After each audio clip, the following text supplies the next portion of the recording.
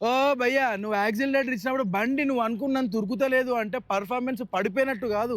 నువ్వు పోసే petrol diesel engine రాక ఫాస్ట్ గా పోతలేదు అన్నట్టు. దీన్నే ఫ్యూయల్ ఇంజెక్టర్ క్లాగింగ్ అంటారు. ఒకవేళ నీది పెట్రోల్ బండి అనుకో, దానిలో వచ్చే చెత్తతోని క్లాగ్ అవుతా ఉంటది. అదే నీది డీజిల్ బండి అయితే సూట్ వల్ల క్లాగ్ అవుతా ఉంటది. దీనికి సొల్యూషన్ ఏంది అంటే, నీది ఒకవేళ పెట్రోల్ బండి అనుకో, 25,000-30,000 కిలోమీటర్లు తిరిగిన తర్వాత ఖచ్చితంగా ఇంజెక్టర్లు క్లీన్ చెప్పి, అదే డీజిల్ బండి అయితే 20-25 కిలోమీటర్లకు ఒకసారి క్లీన్ ఖచ్చితంగా చెప్పి. ఇక ఇంకొంతమంది అంటారు దానిలో అవోటి ఇవోటి అడిటివ్స్ ఫ్యూయల్తో యాడ్ చేస్తే అయిపోతుంది కదా అని. యాడ్ చేసుకోవచ్చు.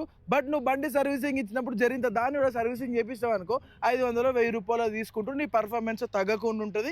నీ కాళ్ళతోనే నువ్వు ఎంత ఆడితే నీ బండి అంత ఉరుకుతా ఉంటుంది. ఇక నీకు ఇంకో ముచ్చట చెప్తా. నీ ఫ్యూయల్ ఇంజెక్టర్ ఏదైతే ఉందో అది నీ కార్కి లంగ్స్ లెక్క పనిచేస్తుంది. నీకు ఎంత ఎఫిషియెంట్గా ఆక్సిజన్ దొరికితే బాడీ మంచిగా పనిచేస్తుందో అంత ఫ్యూయల్ ప్రాపర్గా పోతేనే ఇంజన్ మంచిగా పనిచేస్తుంది. ఇక మీకు ఇంకో ప్రో టిప్ చెప్తా. మీరు గిట్ల మీ కార్లు ఎంటీ అయ్యేరాక రీఫ్యూయల్ చేయించలేదనుకో, ఈ ఇంజెక్టర్ టిప్స్ ఫాలో అయినా వేస్ట్. ఎందుకంటే ఇంజెక్టర్ దొబ్బుతుంది. ఇక ఇట్లాంటి కార్కే టిప్స్ తెలవాలంటే ఏం చేయాలి? ఫాలో కొట్టాలి.